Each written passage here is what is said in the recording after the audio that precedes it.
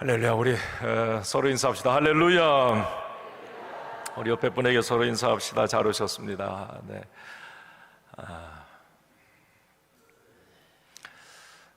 5월 우리 이제 토요비전 새벽 기도회인데 우리 자녀들을 위해서 좀 기도하는 시간 우리가 갖고, 또 부모인 우리 자신을 위해서 또 잘 우리의 후손들을 믿음의 명가로 또 세워가고 양육할 수 있는 그런 힘을 달라고 기도하는 아침, 우리 토요비전 새벽 기도회입니다. 오늘 이 5월의 토비서에도 하나님이 주시는 은혜가 또 가정, 행복, 자녀 양육에 관한 그런 또 영적 정책과 공약들을 듣는 시간이 되었으면 좋겠습니다. 5월에는 이제 기념일이 많죠. 우리 근로자의 날부터 시작해서 또 어린이날, 어버이날, 또 뭐가 있어요? 스승의 날, 또 부부의 날, 또 무슨 날이 있나? 뭐 성년의 날. 이 기념일의 공통점이 뭔 줄 아세요? 네, 맞습니다. 돈 나가는 날. 이제 사실 5월에 이 무슨 날 이걸 가만히 보면 뭐 휴일이 많고 그래서 또 그분들을 섬겨야 되기 위해서 돈도 나가는 날이 맞긴 맞지만 공통점은 사람이잖아요. 사람 그잖아요. 다 그 자녀, 어린이, 어버이, 부부, 성년, 근로자, 뭔가 다 이 사람에 관계된 그런 공통점이 있어요. 우리가 사람이 모인 곳을 사회라고 얘기하고, 또 그 사회의 가장 작은 단위가 가정이에요. 그래서 가정이 흔들리면 사회도 자꾸 이제 흔들리고, 가정이 무너지면 사회도 반드시 무너지게 돼 있어요. 이게 무슨 의미냐면, 요즘에 이제 대통령 후보들이 뭐 공약들을 발표를 많이 하는데, 그 중에 예전에 없던 많은 공약들이 가정에 관한 어떤 공약들이 많다고 하는 거 여러분 간파를 하셔야 돼요. 신혼부부에 대한, 또 저출산, 그러니까 아이가 없으면 미래가 없어요. 그러니까 국가의 미래가 암담한 거예요. 인구예요, 결국 인구. 인도나 이런데 뭐 중국이 왜 미래 가능성이 있느냐? 거기는 아이들이 많아요. 어쨌든 미래가 있는 거죠. 이런 부분에 어떤 게 가정이라고 하는 이 가장 기본 단위, 관계가 무너지고 약해지고 사라지면 이 국가가 이제 위기인 거예요. 위기. 가장 큰 위기가 이제 옆에 일본, 이제 뭐 거기 고령화는 아주 심각합니다. 한 30년 후는 글쎄 나라가 존재할 수 있을까? 뭐 이런 위기감. 그러니까 이제 자라오는 가정이라고 하는 이런 부분이 어쩌면 그 핵심이 아닐까. 가족, 부부와 자녀, 이게 약해지니까 그렇죠. 저는 이제 그래서 뭐 사회적인 가정을 향한 어떤 정책도 중요하지만, 그것도 꼭 필요하지만, 우리가 이제 오늘 믿음의 사람으로서 우리는 하나님께서 우리에게 주신 가정을 향한 공약, 정책들이 있거든요. 저는 이 부분만 우리가 잘 붙들고, 너무 많이 여러분들이 오래 신앙생활하다 보니까 가정, 부부 뭐 이런 얘기를 성경 말씀을 통해 귀에 못이 박히게 들어서 이게 진리인 것을 모르고 우리가 간과해 버리는 경우가 너무 많아요. 그리고 안 지키고 그냥 잊고 사는 경우가 막 그냥 설교하시네라고 또 이제, 그런데 이게 사실 다른 어떤 세상의 정책 공약보다도 어쩌면 우리의 가정의 건강과 가정의 어떤 진짜 이 기초, 기본, 베이직의 이 소스 정책들을 제공해 주는 게 하나님 말씀이고, 이게 성경적 원리라고 하는 거죠. 그래서 저는 믿음의 반석, 성경의 원리에 세워진 가정, 이게 정말 든든한 가정이고, 이게 행복한 가정이고, 이게 건강한 가정, 미래가 있는 가정이라고 저는 확신합니다.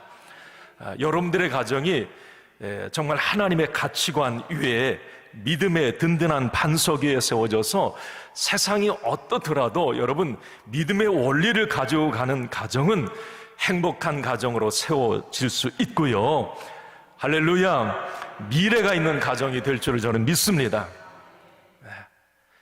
출산의 문제도 생육하고 번성하라 믿음대로 따라가면 괜찮아요.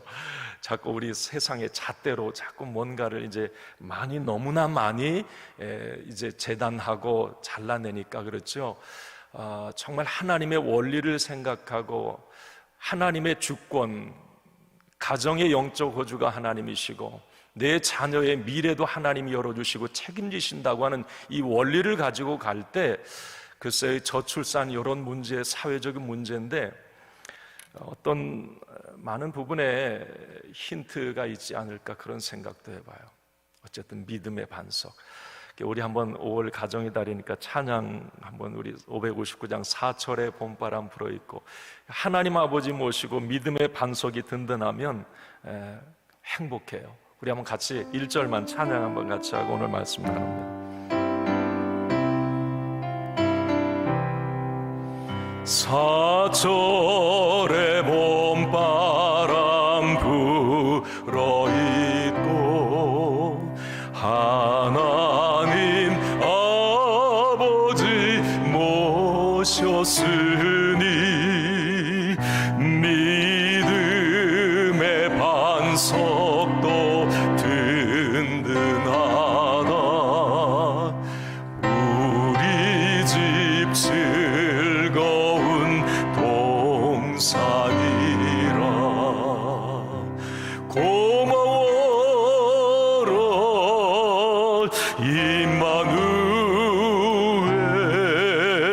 예수만 섬기는 우리 집. 고마워라 임마누엘, 복되고 즐거운 하루하루.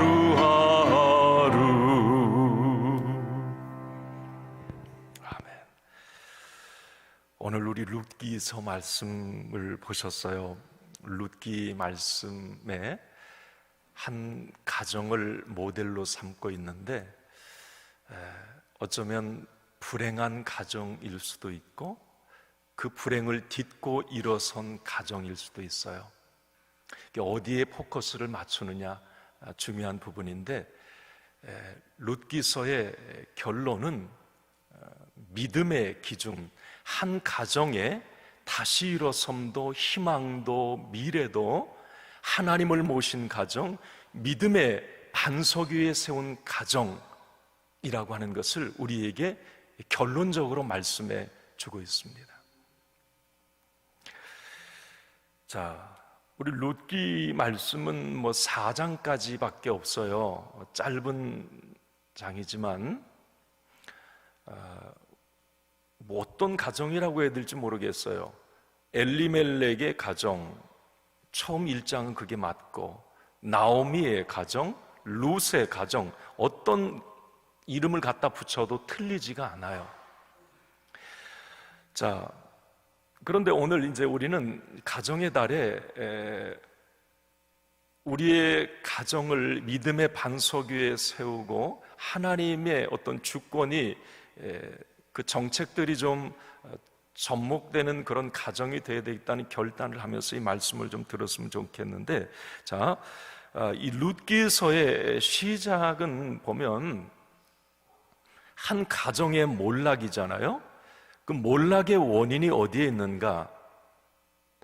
한번 이 내용은 우리가 이제 많이 알고 있어요.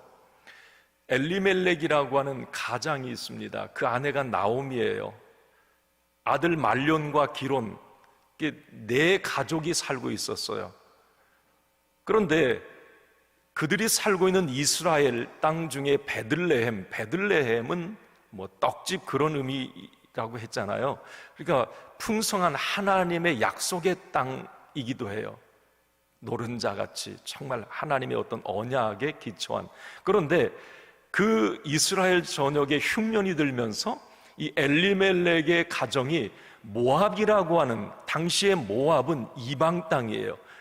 우상이 즐비한 땅, 이스라엘 백성들 입장에서는 상종을 하지 말아야 될 땅. 신명기 말씀에 보면 모세가 출애굽하면서 이 모압, 엘리멜렉의 가정이 이주한 모압 땅 같은 경우는 오늘 룻 기서를 봤는데 롯의 조상, 롯이 조상이에요. 롯. 네. 아브라함의 조카 롯을 조상으로 한 그 족속들인데, 후손들인데 아주 이스라엘과 늘 악연이에요. 출애굽해서 광야 지날 때에도 절대 모압 사람이 자기 땅 지나가면 다 죽인다고 막 엄포. 거기를 돌아서 간 다음에 모세가 나중에 이 모압 사람들을 향해 이스라엘 백성들에게 모압 사람은 이렇게 신명기 23장 3절에 그 이야기를 해요. 한번 읽어봅시다. 시작. 암몬 사람과 모압 사람은 여호와의 총회에 들어오지 못하리니 그들에게 속한 자는 10대뿐 아니라 영원히 여호와의 총회에 들어오지 못하리라. 이게 모세가 이를 갈았어요. 아니, 조상은 좀 같으면, 같은 핏줄이면 좀 우리를 그 광야 고생해서 왔는데 그 땅 통과하면 그냥 쉽게 가나안 땅 갈 텐데 가지 말라고 막 막으니까 이 모세가 원이 졌던가 봐요. 모압 사람하고는 앞으로 상종을 하지 말아라. 그 이후에 사사시대, 분열왕국 시대 계속 모압과 이스라엘은 악연입니다. 악연이에요. 자, 그 모압 땅에 이 엘리멜렉 가정, 믿음의 가정이 모압 땅에 흉년이 들어서 먹고 사는 문제 때문에 이주했다. 이것은 불신앙의 땅, 이건 성경의 기준을 아주 무너뜨렸다는 거죠. 네. 속 사정을 들여다보면 그거예요. 하나님의 기준이 없는 거. 이 엘리멜렉 가정은 먹고 사는 문제 때문에 하나님도 필요 없고 아무것도 필요 없어요. 뭐 모압 땅, 성경에 모세의 법에 가지 말라고 했는데 그것도 필요 없고 나 먹고 사는 게 중요해. 경제적인 문제, 그게 하나님보다 더 중요해. 선택해서 모압으로 간 가정이 이 엘리멜렉의 가정이에요. 그죠? 결론은 그겁니다. 우리가 잘 아는 것처럼 그렇게 해서 불신앙의 땅, 모압 땅, 하나님을 그냥 제껴놓고 먹고 사는 경제적 선택을 했던 그 엘리멜렉의 가정의 결론은 모압 땅에 가자마자 남편 엘리멜렉이 죽고 말론과 기른 두 아들이 죽습니다. 네. 그것은 이후인데 이제 거기 가서 결혼하잖아요. 그 모압 여자하고 또 결혼해요. 네. 오르바하고 룻. 오늘 주인공 룻인데 그 모압 여인들입니다. 그러니까 그 자식들도 하나님의 가치관이 없는 거예요. 아예. 아니, 부모가 그런데 뭘 자식은 오죽하겠습니까? 부모 봤는데. 자, 콩가루 같은 집안의 모습을 1장에서 우리가 봐요. 이건 도대체 어떻게 된 건지. 거기에 포커스가 맞춰졌다면 룻기는 기록될 이유가 없어요. 그렇잖아요. 엘리멜렉, 나오미, 요 부모의 포커스를 맞췄다면 이건 룻기서가 기록될 이유가 없습니다. 단 하나, 이 믿음이라고 하는 관점으로 이제 룻을 조명했기 때문에 이 룻기서가 나온 건데, 이게 우리가 마음에 이게 새겨봐야 돼요. 사실 여러분이 룻기서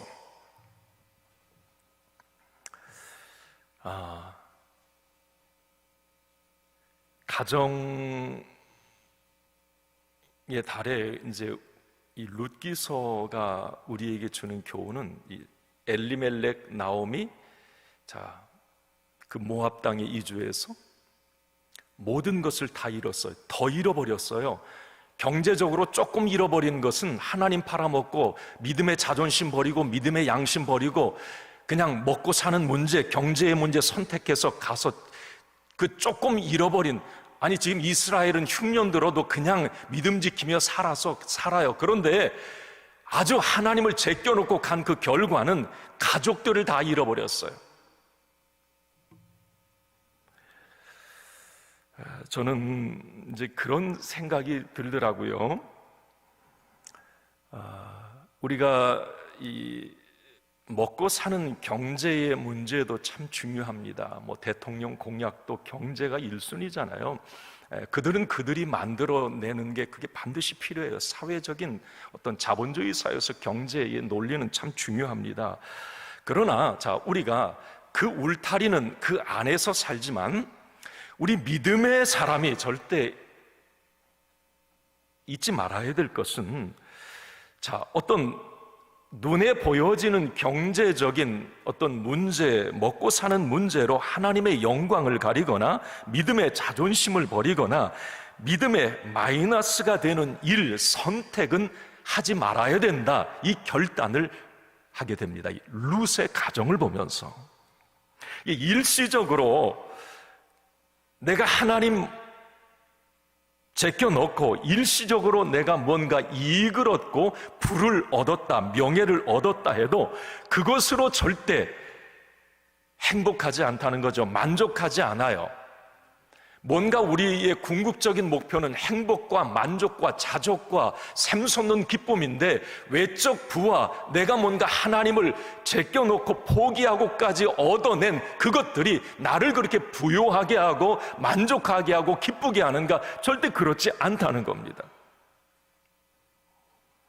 그래서 우리는 이런 생각을 우리 믿음의 사람들은 꼭 해야 되는 거예요. 뭐냐면 여러분, 먹고 사는 경제의 문제도 중요하지만 그 모든 생사화복의 주관자는 하나님이시다. 할렐루야. 이 엘리멜렉의 가정에 그걸 놓치고 있는 거예요.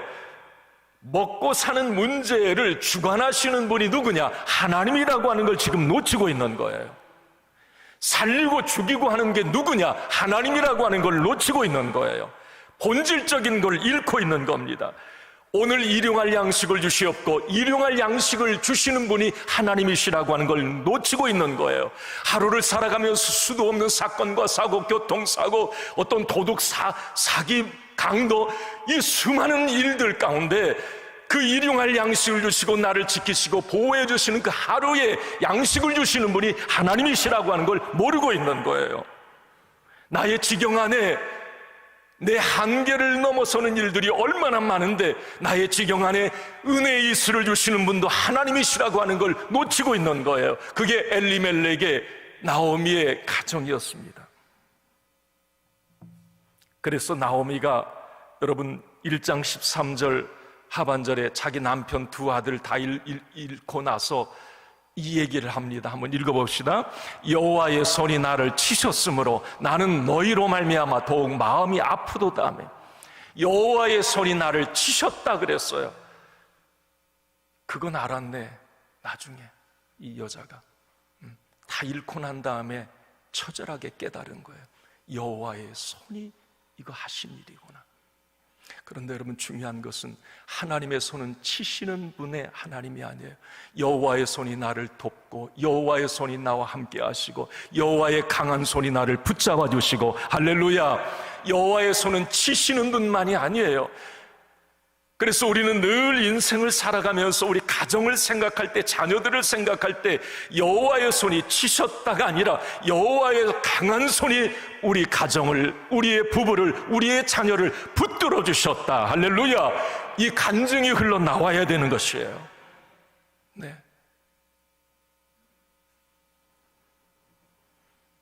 자녀의 문제도 그래요. 우리 여기 오늘 토비세인데 우리 자식들 한번 가만히 생각해 보세요. 여기 오진 않았지만 한번 이름을 이렇게 생각해 보세요. 자녀들. 여러분들이 잘 키워오셨죠. 여러분들 마음대로 여러분들이 자녀 어렸을 때 본 그 부모의 생각대로 지금 자녀가 그 모습으로 서 있습니까? 아니죠.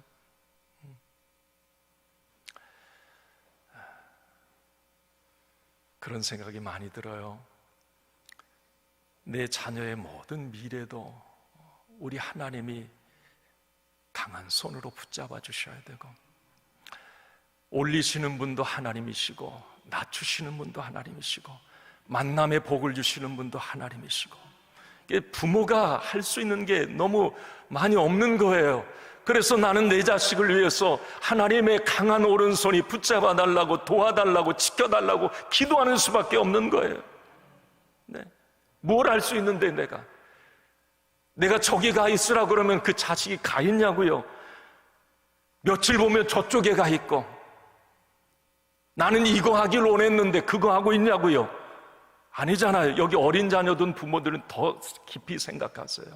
왜 내가 자녀들을 우리 주님 손에 붙들리게 해야 되는지, 왜 하나님의 강한 손이 내 자녀를 붙잡아 주셔야만 된다고 그렇게 하나님께 부모가 매달리고 기도해야 되는지. 그래서 저는 중요한 게, 부모의 이런 어떤 간절한 우리 자녀들을 향한 이런 믿음의 모습, 권면들이, 나는 자녀들이 이제 자라가면서 대학을 가고 직장을 가고 이제 가정을 이루고 했을 때, 나는 그거 하나만 내 자식들이 해주면 성공했다라고 나는 생각하는 거예요. 지금 여러분들도 마찬가지. 어떤 선택과 결정을 할 때 제발 믿음의 자존심만은 버리지 말아라. 믿음의 양심은 팔아먹지 말아라. 뭔가 중요한 선택을 할 때 하나님 제껴놓지 말고 하나님 생각하고, 한번 하나님이시라면 어떻게 할까, 이 부분을 가지고 선택하고 결정해라. 그것만 해줄 수 있다면 나는 더 이상 할 말이 없는 거예요. 오늘 엘리멜렉, 나오미, 그 부모가 어떤 사람인지는 난 모르겠어요. 어떤 중요한 흉년이 들고 경제적 어떤 위기가 하고 삶의 위기가 왔을 때 그들의 선택은 하나님을 제껴놓는 선택이었단 말이죠. 그래서 더 잃어버렸어요. 가장 중요한 걸 하나님이 빼앗아 가버렸단 말이에요. 이걸 우리 놓치지 말아요.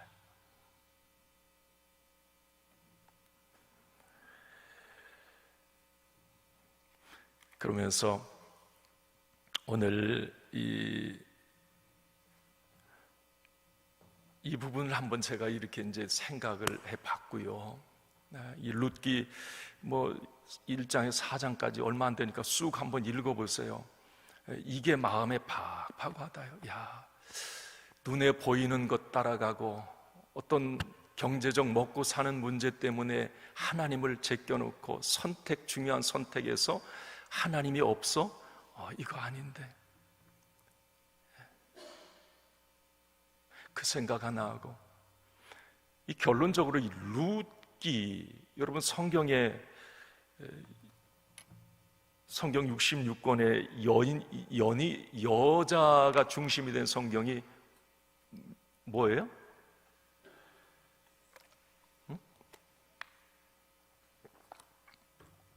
몇 권이에요? 여자가 중심이, 여자 이름으로 된 성경?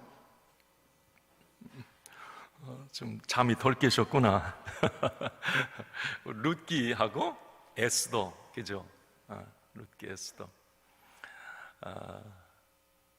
사실 이 룻기 같은 경우, 제가 왜 5월 가정의 달 이 룻기서 말씀을 나누냐면, 예전에 어떤 책에 보다가 유대인들은 이제 결혼식 때 이 룻기서를 읽는 데입니다. 이 룻의 가정처럼 되게 해달라고, 이 어떤 믿음과 그리고 의리, 신의 이런 것들을 생각하면서 이 룻기서를 가정 결혼식 때 읽는데요. 그래서 이 가정이라고 하는 부분이 언뜻 생각나서 이제 룻기서를 유심히 들여다보게 됐고 오늘 말씀을 나누는 거예요.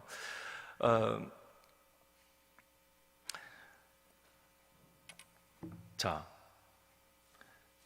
졸지에 여자 셋만 남았어요. 나오미는 엘리멜렉이 남편이 죽었고 모압 땅에 가서 불신앙의 여인과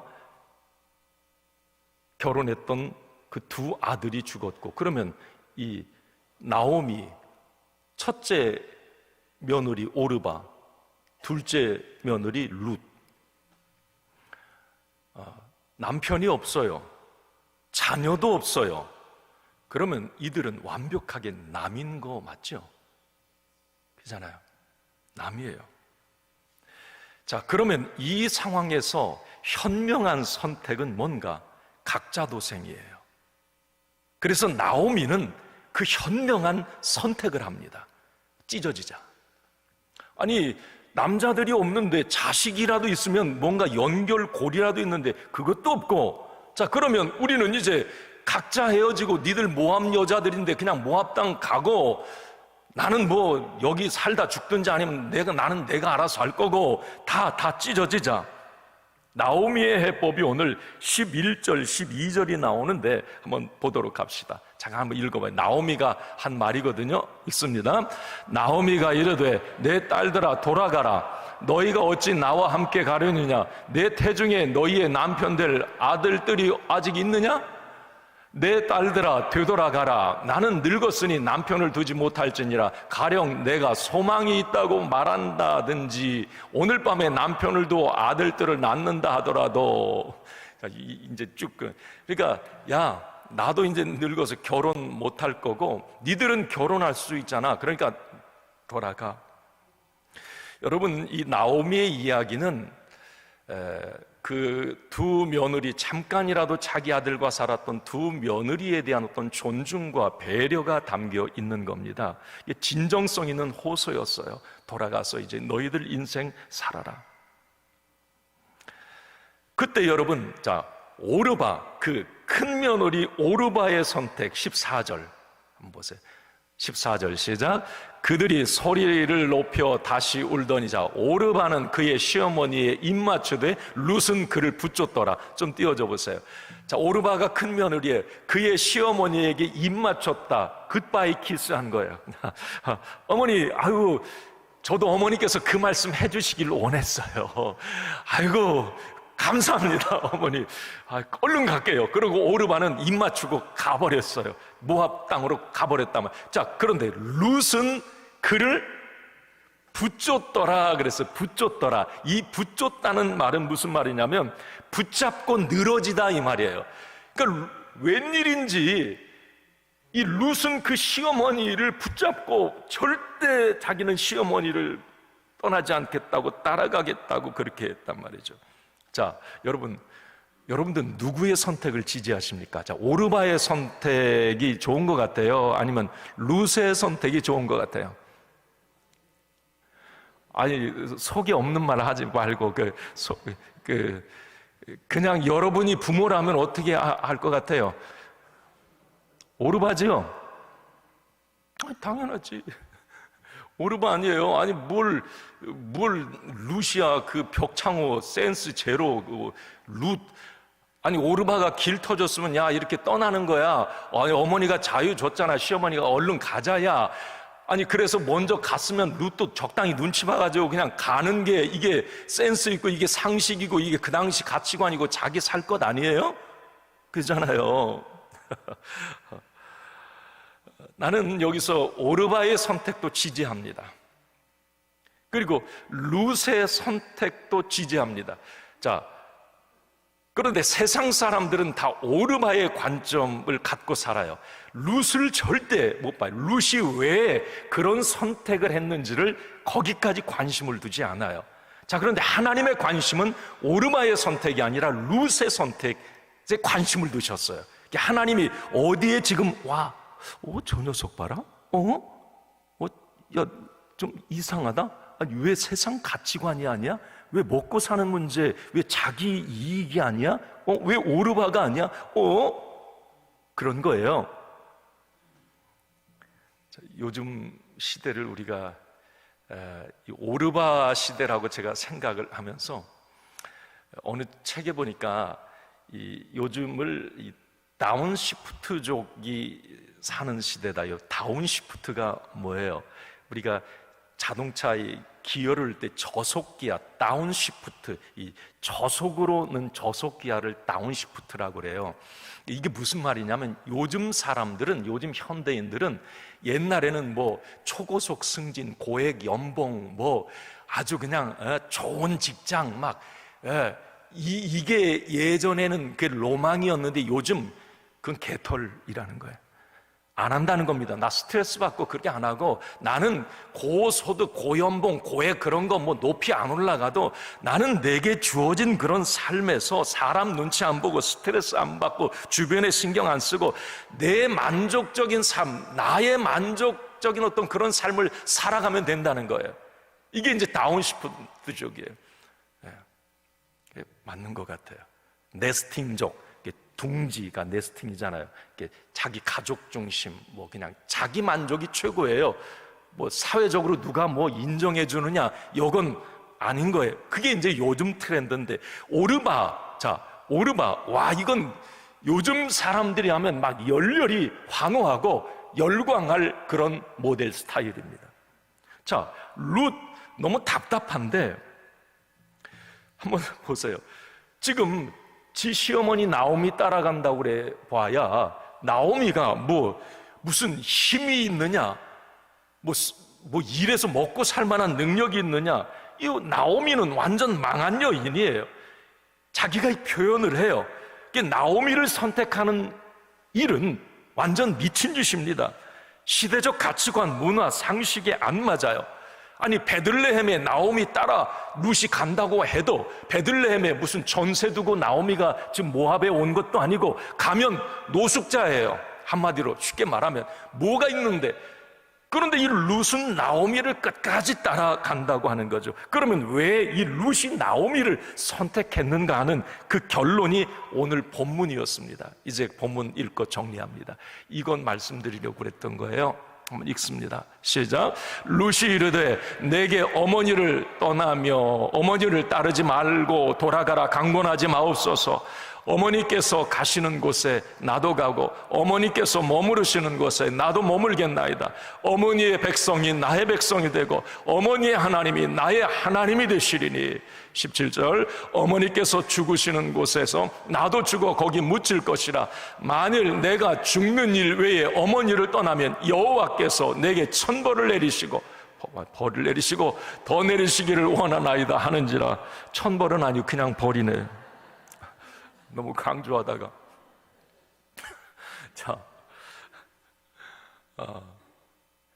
여기 말 속에 여러분 뭘 캐치하셨어요? 룻이 왜 나오미 그 이스라엘을 왜 가려고 했을까요? 어떻게 됐는지 참 하나님의 섭리는 뜻은 오묘한 거예요. 그 룻은 하나님을 믿는 믿음이 그 마음 가운데 있었던 거예요. 어머니의 하나님이 나의 하나님이 되길 원하고, 어머니하고 잠깐 같이 있었지만 헤어지는 것, 그러면 하나님이 내게 벌을 내리실 것 같다. 그러면 가만히 이 룻의 말을 보면 룻의 말 속에는 하나님을 인정하고 하나님을 두려워하고 하나님을 의식하는 게 지금 딱 배 있단 말이죠. 그러니까 나오미를 선택한 것은 경제적인 문제, 그 지금 나오미 지 시어머니와 엘리멜렉이 선택했던 그 선택과는 정반대예요. 이 룻은 그럴 만한 여인도 아니에요. 모압 여인 돌아가면 그만이에요. 그게 상식이에요. 그래야 박수 받아요. 오히려 나오미 시어머니 쫓아가면 손가락질 받아요. 그러나 이 룻의 선택은 온전히 하나님이었다. 하나님을 의식했고 하나님을 두려워했고, 그건 하나님이 내게 벌 내리시니까 안 되고.